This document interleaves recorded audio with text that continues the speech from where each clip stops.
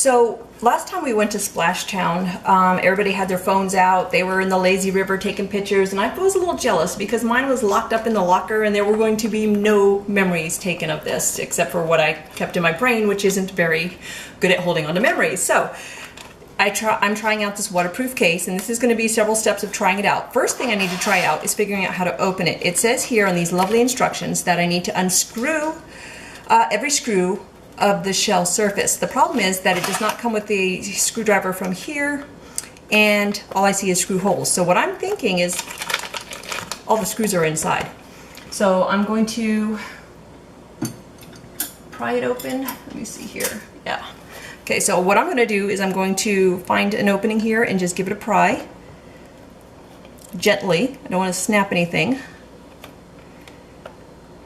And yep, that is the case. I can see that those were simply holes. Just going to keep on prying it along all four corners. And I hope this helps you if you're nervous when you get it and you're not sure what to do. Just remember this. Just give it a little pry open with a flathead. There we go. Okay. All right. So what we have in here is our little handle. Oh, look at that. We got a screwdriver. And our screws. Okay. And look at that little film in here. That's how it's staying covered.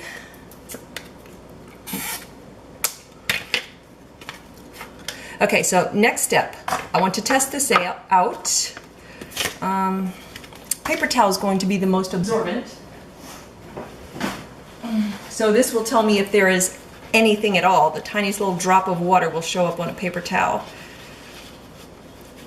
So we are going to follow their instructions and put this back together.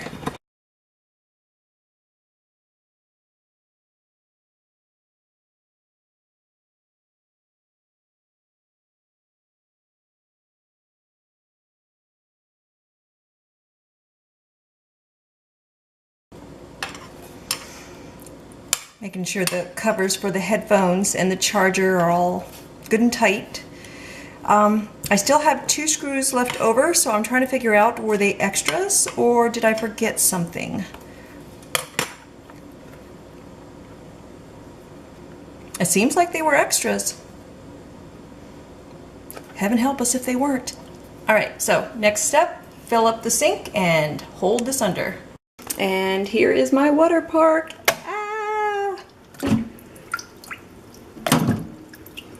I'm splashing around.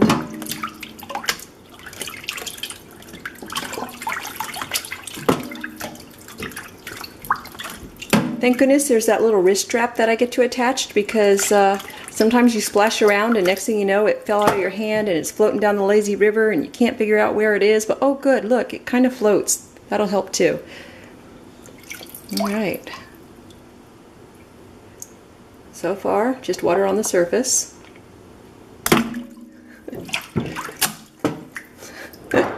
No, I really am grateful that it floats. But sometimes you go underwater and you say, hold still, I'm going to take your picture. That's so cool. I love that idea. Okay, so I'm just going to hold it under for a little bit.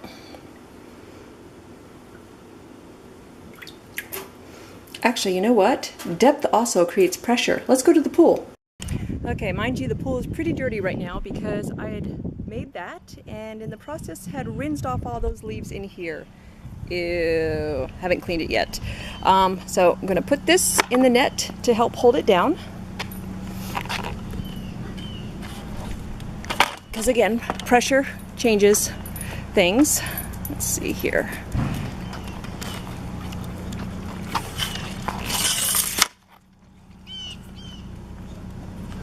Alright, so there it is down there being held down. Now obviously, unless you were forcibly holding it down to take pictures underwater, it's not going to stay there because we saw already that it does float.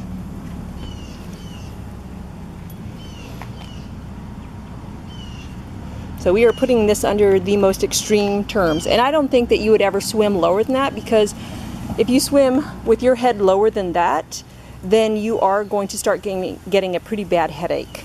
I don't know if you've ever scuba dived before, but when you're going down there, You try to dip down a little bit and get a closer look at the vegetation or the fish, and the pressure on your head is pretty intense.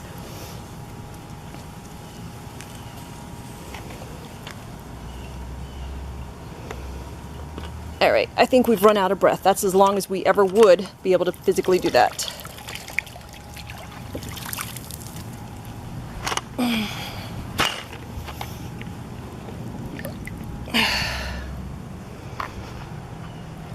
That is a dry piece of paper towel. We'll go inside and open it up and check it from all angles, but yeah, that is a dry piece of paper towel. And I'm going to dry the outer cover because I don't want to open it up and then find that my hands ended up wetting the paper towel, giving me a false read.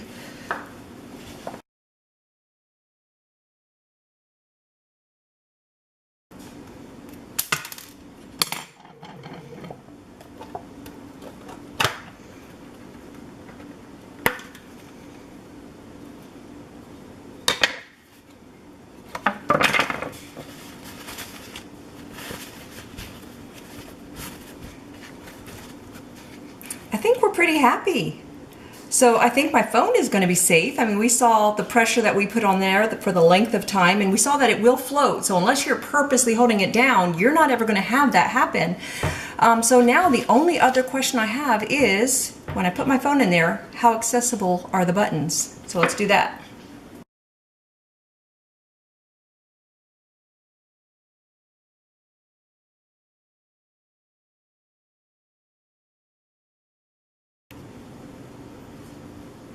Oh, my sister sent me a text. Let's see.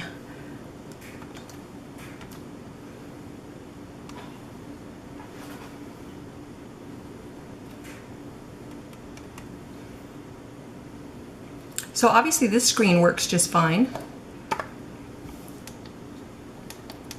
Volume works fine.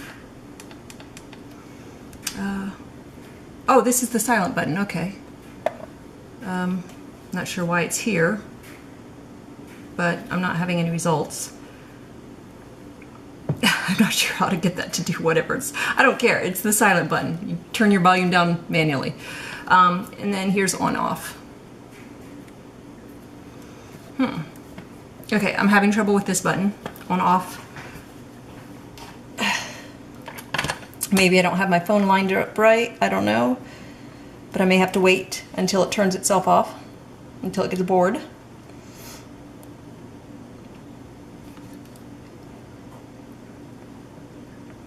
Yeah, because that one's not lined up for me. But again, volume buttons work. And touchscreen works great. Okay, so let's take a picture. Make sure the camera's not in any way blocked. Take a picture of that. That seems pretty clear. Now, shall we take an underwater picture? Do we dare?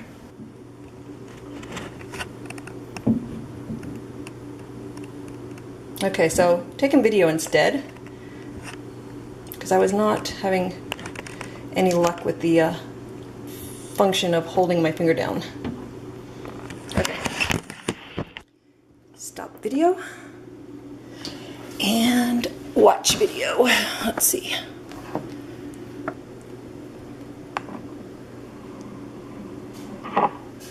Instead, because I was not having any luck with the okay.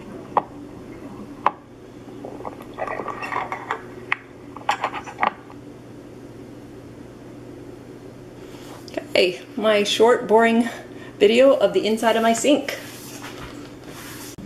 Okay, as far as what fits into the charging ports, here is an aftermarket charger. Will it fit? Yes, it went all the way through. Awesome. Of course, that means the Apple charger will definitely fit because they're always slimmer, so they'll fit in places aftermarket ones don't. I'm sure you're already aware of this. There's a thickness difference as far as the outer casing on most of them, not all of them, but on the ones I always end up with. The headphones, it doesn't go all the way through. The phone speakers take over because this one is not reaching.